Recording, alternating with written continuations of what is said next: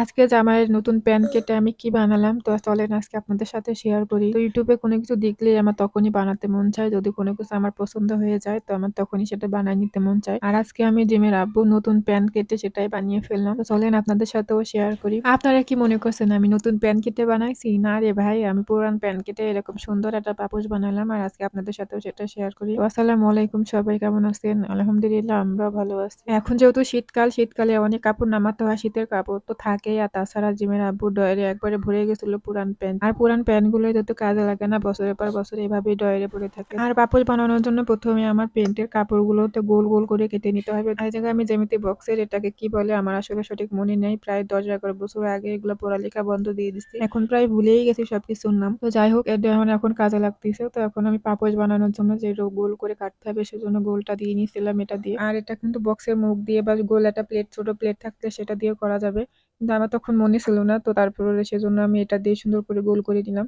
আর তারপরে আমি কেচি দিয়ে সুন্দর করে গোল করে কেটে নিয়েছি। আর এখানে আমি গোল করে প্রায় 22টার মতন কাটিং করে নিয়েছিলাম। তো 22টাই লাগবে, আমার মাপ করে নিয়েছিলাম। তো আপনারা চাইলে তো আরো বেশি বা কমও নিতে পারেন। তো আমার 11টা লাগবে নর্মালি আমার ফুল বানাতে। আর আমি যেহেতু ডবল পাট করে দিচ্ছি, এই জায়গা থেকেও কাপড় দিয়ে সেলাই করে তারপরে ভাঁজ করে দিব, সেজন্য ডবল পাট করে দিচ্ছি। আর এখানে আমি প্রায় 1.5 ইঞ্চির মতন কাপড় নিয়ে নিয়েছি, এটা দিয়ে আমি 4-5টা রাউন্ড করে সেলাই করে দিব। আর আমি 4-5টা দাগ দিয়ে নিয়েছিলাম যাতে আমার সেলাই করতে সুবিধা হয়, আমার সুই যাতে উল্টা পাল্টা না উঠে, সেজন্য আমি দাগ দিয়ে নিয়েছিলাম 4-5টা। আর এখন আমি সুতাতে সুন্দর করে সেলাই করে দিব। আমার কাছে তো মেশিন ছিল না, তো আমি হাত দিয়ে সেলাই করে নিচ্ছিলাম। আপনাদের কাছে যদি মেশিন থাকে তাতে আরো সুন্দর হয়ে যাবে কাজটা। তো খুব তাড়াতাড়ি আপনারা এটা বানিয়ে নিতে পারবেন 1 ঘন্টার মধ্যে। আমি তো সুতা দিয়ে তারপরে সেলাই করে নিচ্ছিলাম, যেহেতু আমার কাছে মেশিন ছিল না। তো এখানে আমি সেলাই করে নিচ্ছি, এক পাশ দিয়ে সেলাই আর এক পাশটা আমি ভাঁজ করে তারপরে এটা সেলাই করে নিব। আর এভাবে করে আমি সবগুলোই সেলাই করে নিব। তো এভাবে করে আমি সবটাই সেলাই করে নিয়েছিলাম। তো এখানে আমার ফাইনালি একটা বানানো হয়ে গেছে। তো এভাবে আর আপনারা চাইলে কাপড়টা কিন্তু অন্যরকমও দেওয়া যাবে। তো আমি অন্য কালারফুল দিয়ে নেই। আর আগে যতই পাপোশ বানাইছি আমি খুব কালারফুল দিয়ে তারপর বানাইছিলাম। তো এবার একটু ডিপ কালার নিচ্ছিলাম বানানোর জন্য, জানি না কেমন হবে। আর এখানে কিন্তু আমার 2টা প্যানে হয়েছিল না, পরে আমি আরেকটা প্যান্টের আরেক পাশ কেটে নিয়ে তারপরে আমার পুরো গোলগুলো বানাইছিলাম। প্রায় 22টার মতন আমি বানাইছি। তো 22টাতে ডবল পার্ট করে দিতে আমার 11 পিস হয়েছে এই জায়গা। আর একটা ছোট করে বানাইছিলাম, দুই পাশ দিয়ে